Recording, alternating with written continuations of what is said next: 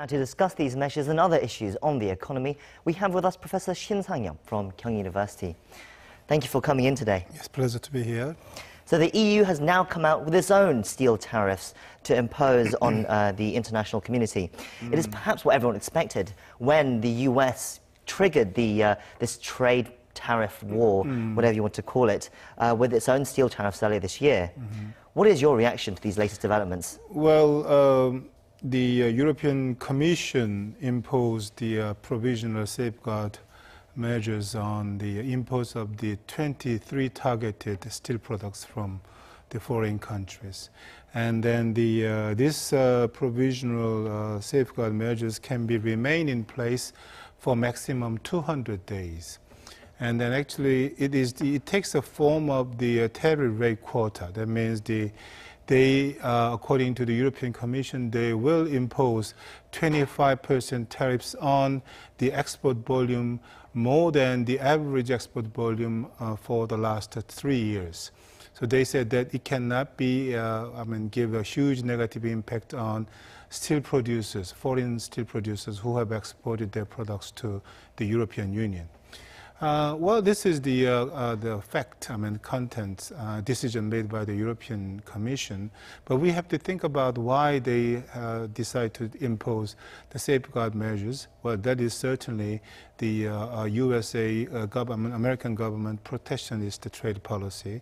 Well, in fact, the USA government, under the Section 232 of the Trade Expansion Act 1962, they decide to impose 25% tariff rates on steel products imported from foreign countries.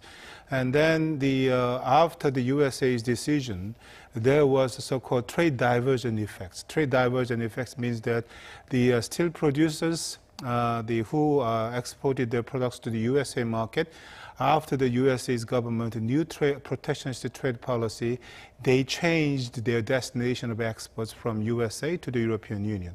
Subsequently, their exports to the European Union increased dramatically. So according to the European Commission, they decide to protect the domestic steel producers. This is the reason why they impose the safeguard measures on the imports of steel products from foreign countries. But I think that for a time being, those kind of trends will continue, even though we do not expect it, because the USA does not seem to change their protectionist trade policy. That means there will be the retaliatory measures from the European Union. So there must be some escalation effects between two countries. We already discussed about the trade war between USA and China. So we can say that considering the trade war among three big major economies in the world, USA, China, and European Union, we cannot avoid the very protectionistic trade environments, global trade environments, I think, which will be very negative factors for the Korean economy. Because as we know very well, Korean economy is a small open economy, which is heavily reliant on the foreign trade. If the international, global trading circumstances became more protectionistic one, certainly it can be very negative environments for the Korean economy. Certainly, we might be already seeing that with the steel tariffs that the EU has proposed. South Korea produces a lot of steel. It's one of the significant producers of steel in the world.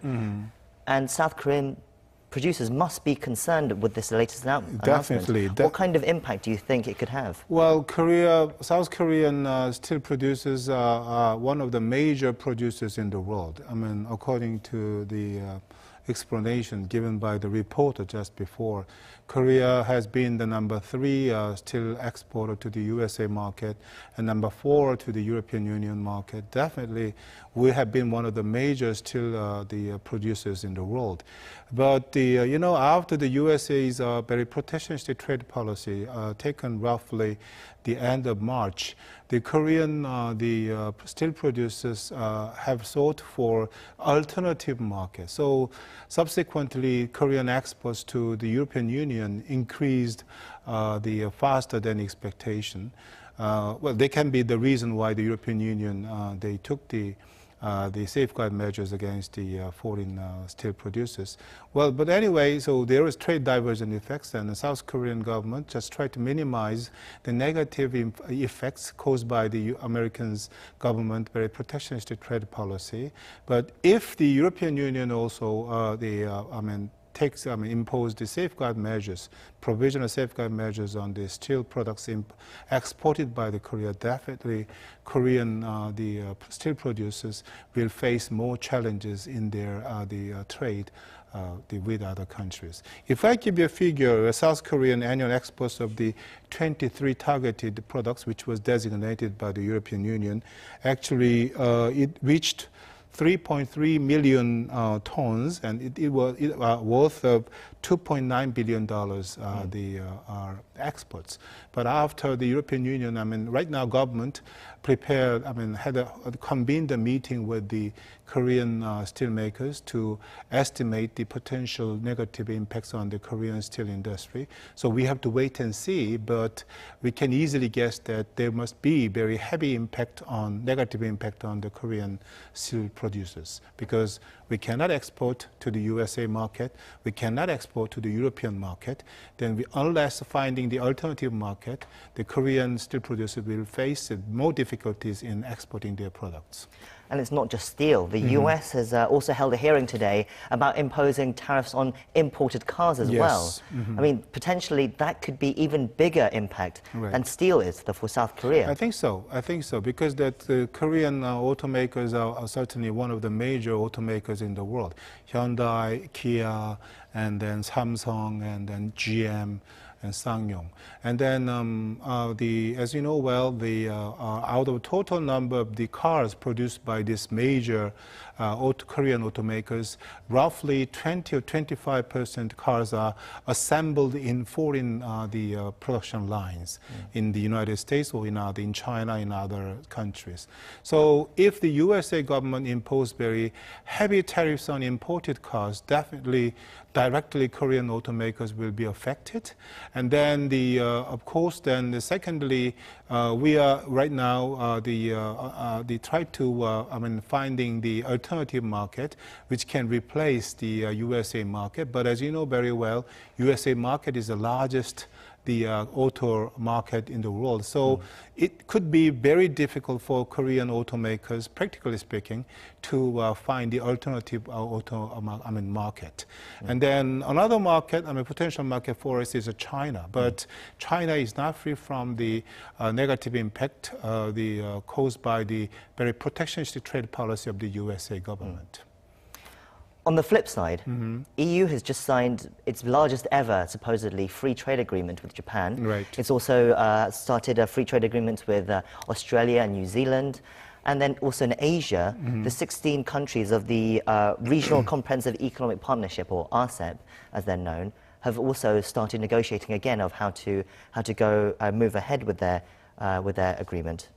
This seems to run counter to what's going on in the US and EU and US and China. What do you make of this trend? Right. I think the regional integration has been one of the global trends over the last 1 or 2 decades. Well, I think we have to find the reason, causes for this one, from the WTO, the limits of WTO system. WTO system was launched in 1994, and the first round, named the Doha round, started, but it does not, did not work properly. It has not been worked very properly over the last two decades. So on the part of member countries of WTO, they should find an alternative way to get the economic benefits from the international trade. So the alternative way which they found out was the way through the regional economic integrations. There are 5 stages of economic integrations, regional economic integrations: FTA, customs union, common market, full economic union, and full economic and political integration. These are the 5 stages of regional economic integrations.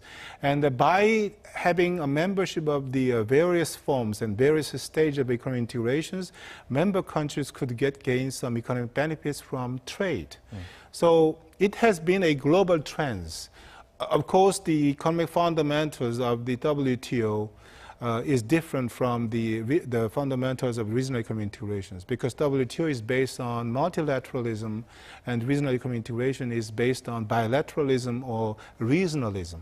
But to maintain WTO system, WTO leading member countries recognize allow the member countries to participate in the regional economic integrations to maintain the WTO system, as I already explained. So it has been a global trend.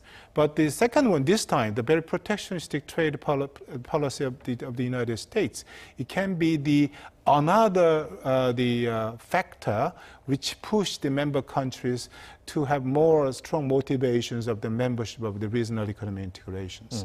That's the reason why European Union member countries, Japan, and Korea, many countries have thought for the chances, opportunities to participate in various regional economic integrations.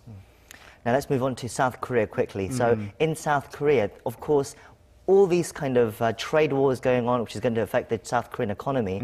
But then the South Korean economy right now is struggling as well. It's very sluggish. The South Korean government has cut down its outlook forecast for the next year, for this year, sorry, from 3% to 2.9%. Yes. How significant is that? Well, the two serious problems which Korean economy has at the moment is the reduction of the investment on the plants and equipments.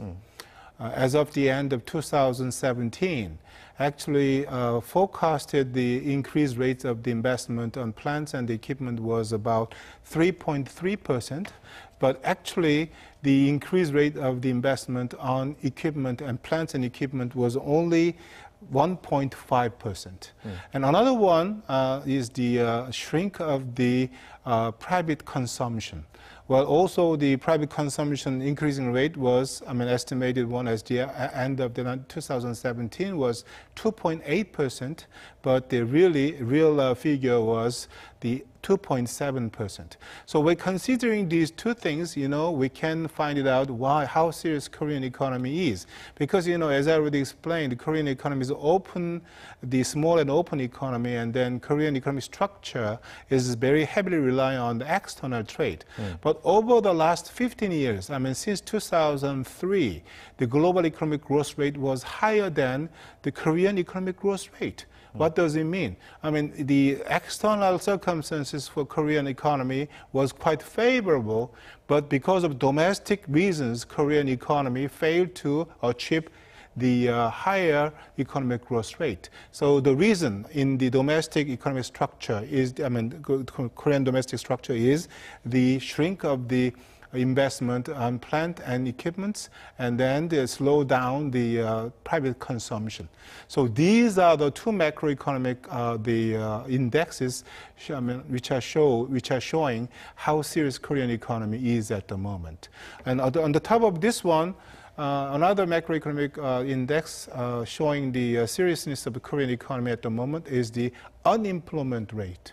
Unemployment rate is very high.